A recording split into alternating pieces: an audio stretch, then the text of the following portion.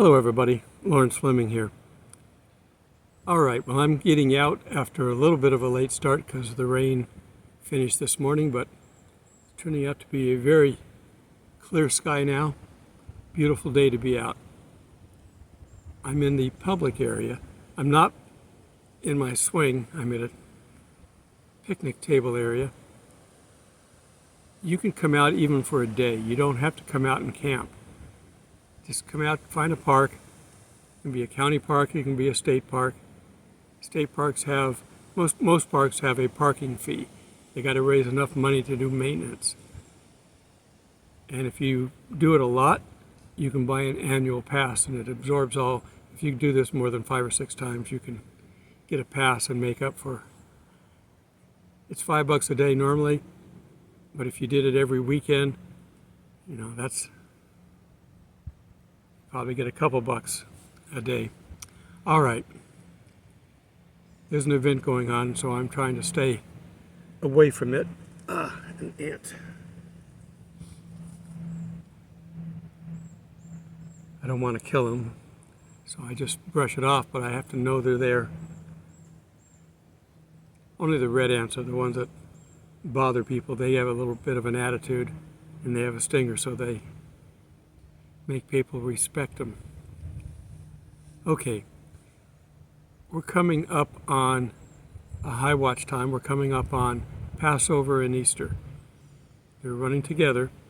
I've already done some talk about it. We're going to keep talking about it. This is not a lesson. The next video will probably be the lesson, where we're going to go back to Exodus 12. Learn about that. You got to understand, whatever they're going through back then, we're going through similar things now. You had people willing to put their life on the line to follow God. People who were communicating with God as often as possible without the Spirit in them. All of our patriarchs, the ones that are mentioned in the Bible, from Abraham, Isaac, Jacob, Israel, Joshua, this time Moses for our Passover. These were people that talked to God daily, respectfully talked to Him. Other people talked to their gods, but they didn't talk to the God. And their gods are a little g. We have a built-in connector that wants to talk to God, so it's not surprising that people are that way. If you've talked to God even before you became a Christian, it's that built-in connector. To some degree, I think that when we grow up, we know, maybe instinctively or maybe through the Spirit, that we are in the book of life. And we resist it up to a point. The point being where we can't do any more to fix things. And we need God's help. If we can do it on our own, we wouldn't call on God. We're not equipped to live in this world on our own.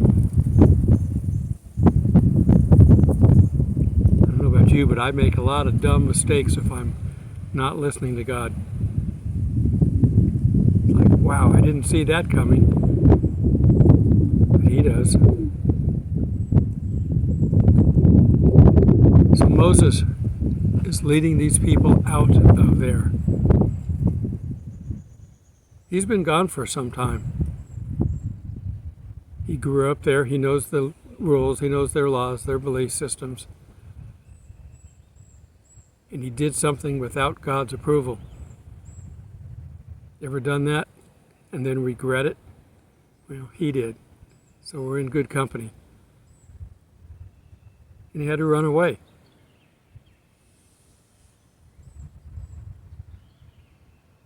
He went to a place where he could stay out of touch.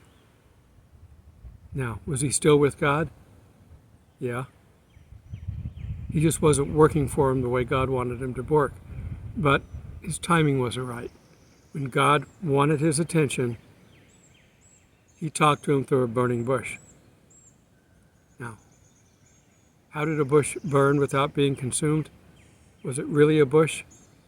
I don't know. We don't know.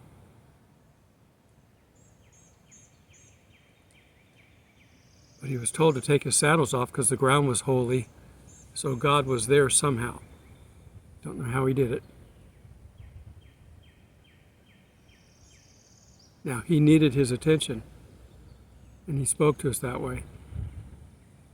We've got it recorded in the Bible. I don't know about you, but I haven't seen any burning bushes. But once I finally became a Christian and came along voluntarily, he didn't need to get me that strongly alerted that he needs something for me to do. Moses has had a new life now at this time, and he had to give that up. He had to go back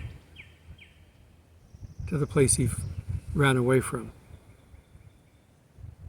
And God said he would take him there and be the authority that he needed. He doesn't know this new Pharaoh. He's been gone for a while. Pharaoh doesn't know him. He takes his staff and he throws it to the ground. It turns into a snake. I can't do that either. When God wants to make sure you get the right attention that you need, he will give you whatever you need.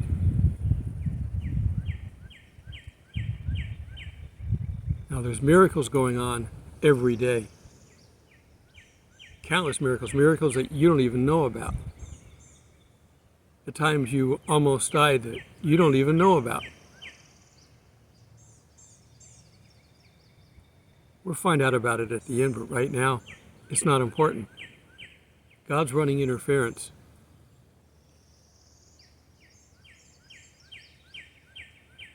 One, he's walking beside us, so he's got his angels out there running interference.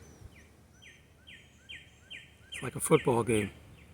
You throw your pass out to your wide receiver, and he has to run down the field, but the opposing team doesn't want him to get down there. Satan doesn't want us to win. So God does run interference.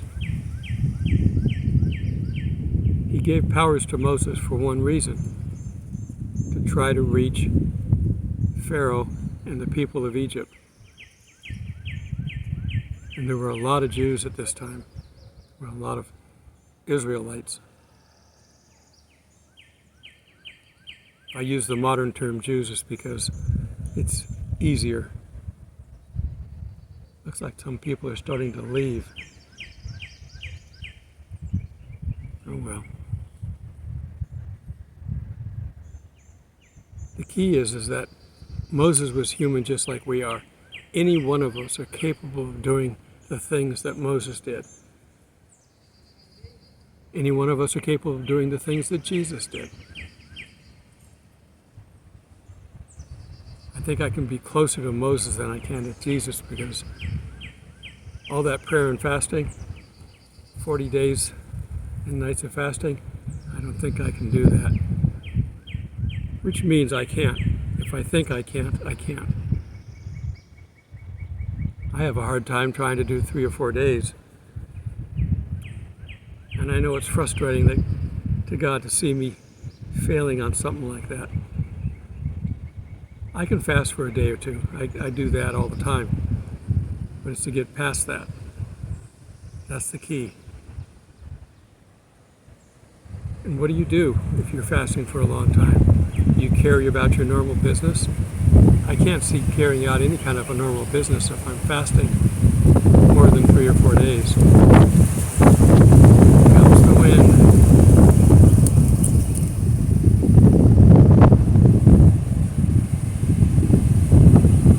I guess I'll find out how noisy this is when we get to editing.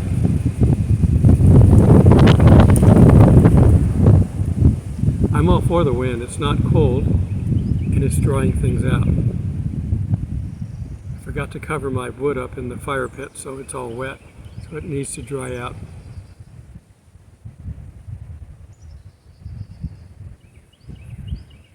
The point I'm trying to make in all this stuff is that whatever they went through back then, it's really no different than what we're doing now. You saw the one dog go behind me. They brought 2 dogs down here to look at the river, and that's nice. And it's nice and clean today, so it's good to see the river today. There's still fishing lines, lures and stuff in the trees, though. That's funny. Why would you cast a lure through the trees like that? Not high. You got to cast low if you're going to be in the trees. All right. Fishers are men, remember? Only they use nets. We can't use nets. Most places don't allow you to use nets. So the bottom line is, you've got to relate to these people to know that they're no different than we are. They're human, we're human. They had their frailties. You know, Moses, despite his position, killed someone. And it was wrong, and he knew it was wrong, and he had to flee. Why didn't he try to talk his way out of it? He was high-ranking, but he wouldn't do that because that was not his nature. He knew he was wrong and wasn't going to try to defend it. We get ourselves into situations sometimes, and we just have to be careful. Satan will take us down a path that will disable our ability to work. I hope you can hear me in this wind with this microphone. If this doesn't work, I'll come out here with a box and I'll put it over my head. But Moses had integrity, and that's what God saw, and that's what God liked. He let him go off for a little while. Let him mature a little bit.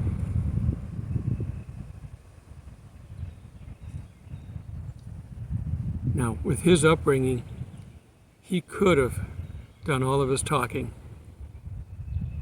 I don't know why he insisted that his brother do the talking for him. I know what it's like growing up and not having the ability to talk because you're shy. You've moved around a lot like I did. I never really got to where I could talk until later on. I learned it. It's not hard. It's not frightening. You just have to do it. You have to have some courage and trust God in anything you do. It doesn't matter. Just witnessing to somebody. If you've never witnessed to somebody before, it can be daunting. Have your teacher's aids with you. Have a tract. I carry tracts in my Bible. I use them as bookmarks. And you can buy them in stacks for next to nothing. Some places will give them to you, but if you can afford to pay for them, do it.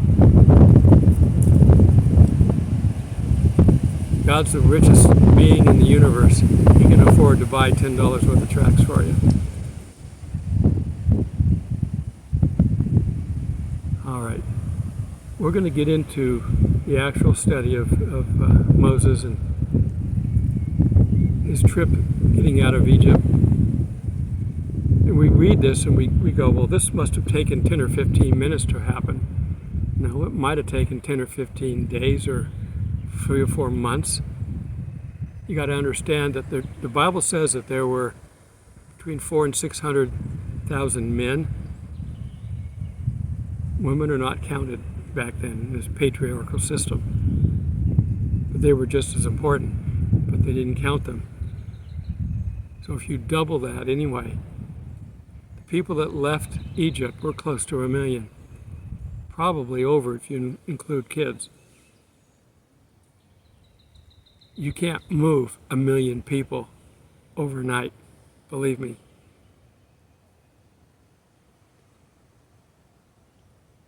And I have the King James Bible, and it's interesting to say that they borrowed the trinkets from the Egyptians.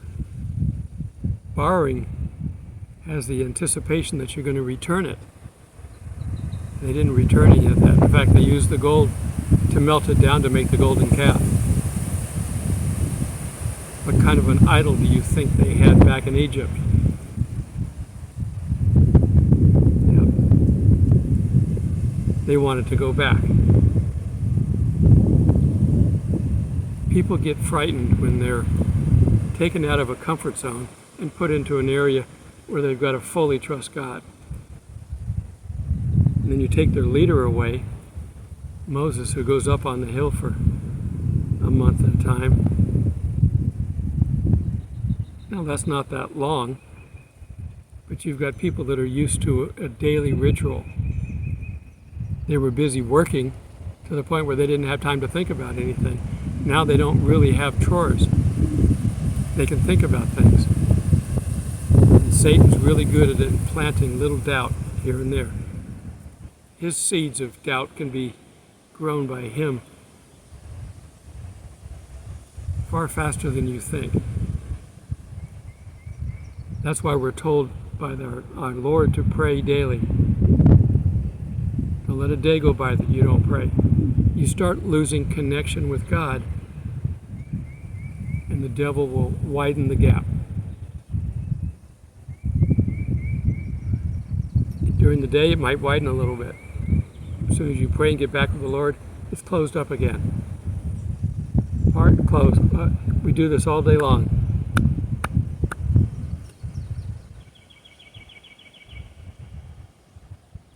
Don't let things distract you from God. Find what you like about God. Find the things that you can be involved in. It may not be witnessing. Everybody should witness a little bit. But some people can do it full time, and that's great. Maybe yours is just teaching. Maybe you understand people and can teach people. Maybe you can't teach adults, but you can teach children, or vice versa. Find your niche. We've all got God-given talents. Just find them. You know that you've got it when you're enjoying your work. We should never be working for the dollar. We should be working for the pleasure of it. We should be doing something we enjoy doing and getting paid to do it. Some people look at athletes that way. I would love to go out and just, play baseball. I'm like too old for that now, but when I was younger, and I was never athletically inclined. Not for that. I was good in solo sports. I was good at skiing. I could do tennis, but team sports I didn't do a good job at, because I'm trying to live up to each one of my teammates' expectations, and that's too much pressure. If I'm only living up to mine, then I can advance at my own rate. We're all different. Some people like the attention. Good. If you like what you're doing, you're the most fortunate person in the world. Ladybug up here. Those are good luck, huh? No, but they're beautiful creatures. I was watching some videos on old-time medieval type stuff. These people had some crazy belief systems. The church was overpowering. And the people in trying to get away from the church were getting into everything they could get into. You can call them the Dark Ages for nothing.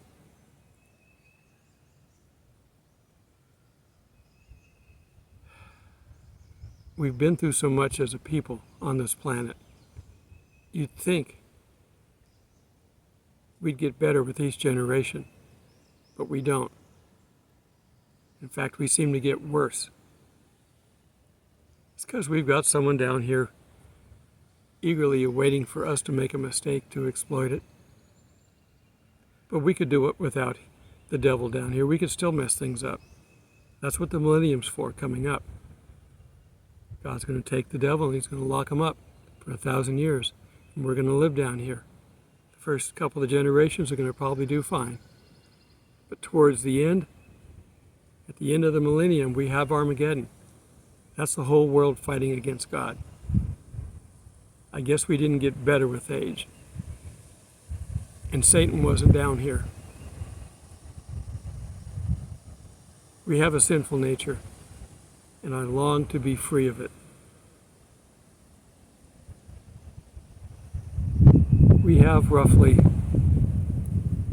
7 years until that time. I say roughly, we don't know when the rapture is, but the rapture should kick things off, and that's coming up here soon. We've been saying this every year that I've been studying on it. We've been saying this since the Revelation 12 sign, and we're still here. But we're coming up on 7 years. That's a monumental number for God. Completion. So I'm thinking it is this year, but it could be next. But it isn't far.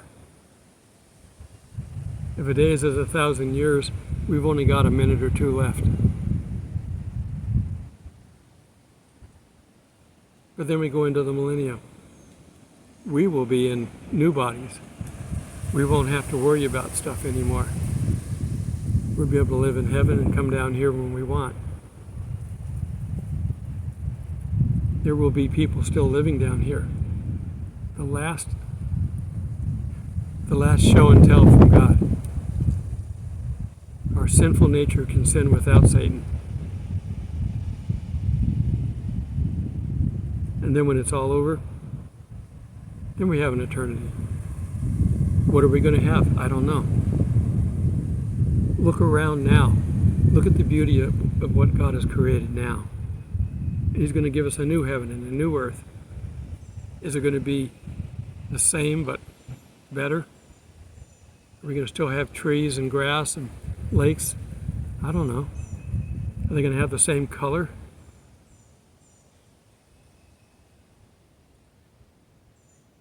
Water could be green and the sky could be purple, and whatever you can think of, we're capable of it.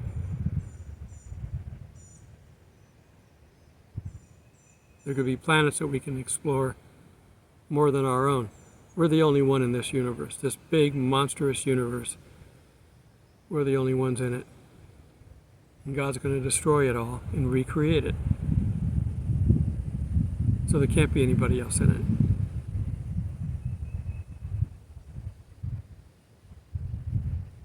I'm looking forward to it, but we don't want to go empty-handed. We have to take as many people out of here as we can. You know me and my movies.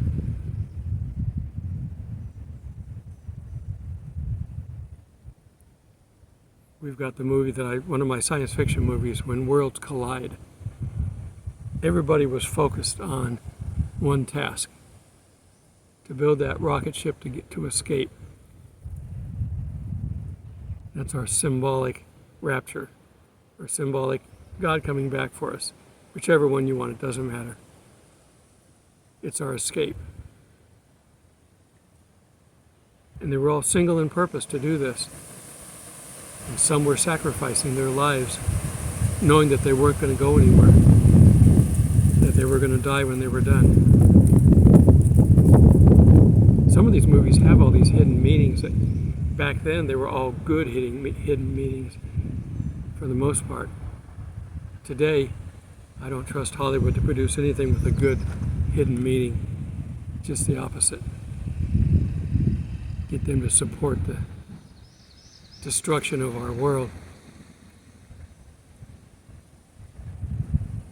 All right, how are we doing on time? There we go. We're okay.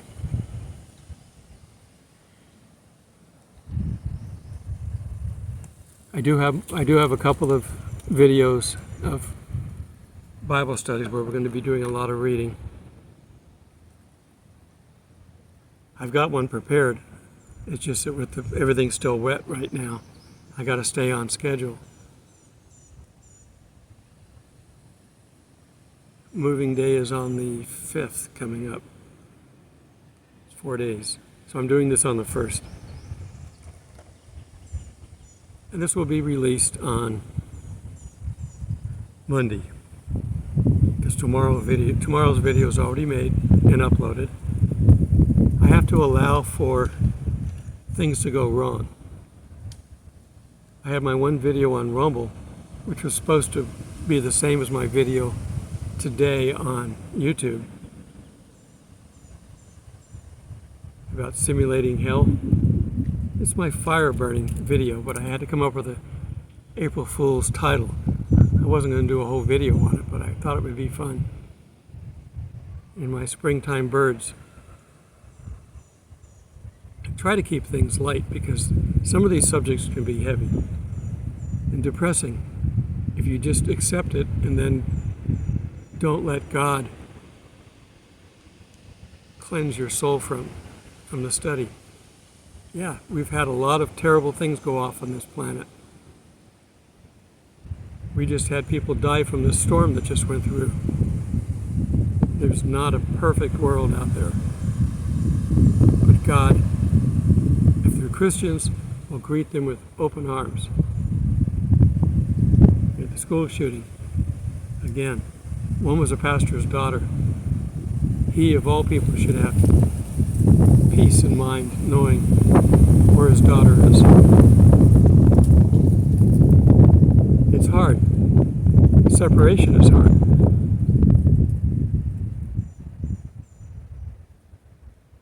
But God will wipe away all tears when we get up there. Speaking of tears, if I teared up now, it would be yellow from pollen. Okay.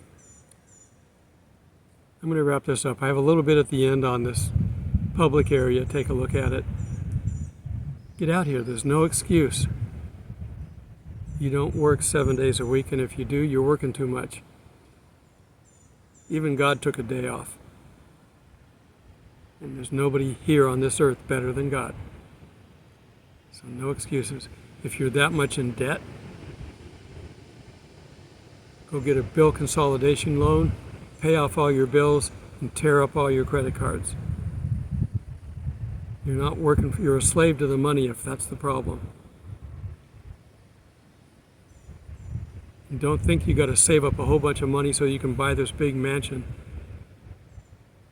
That mansion which is going to burn up eventually.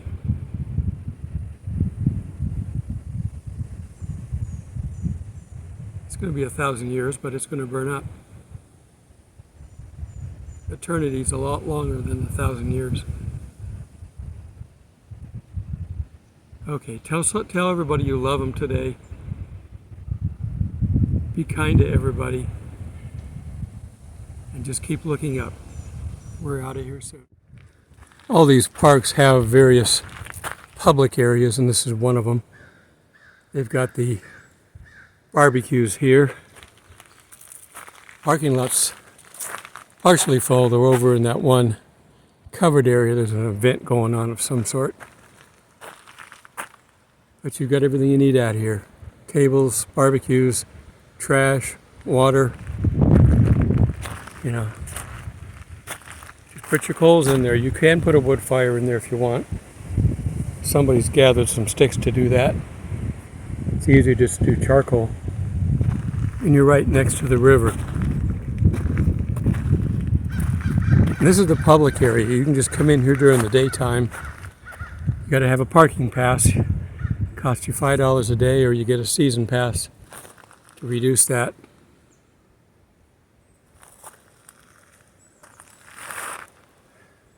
Table to sit at and a working table. Pretty nice accommodations for $5.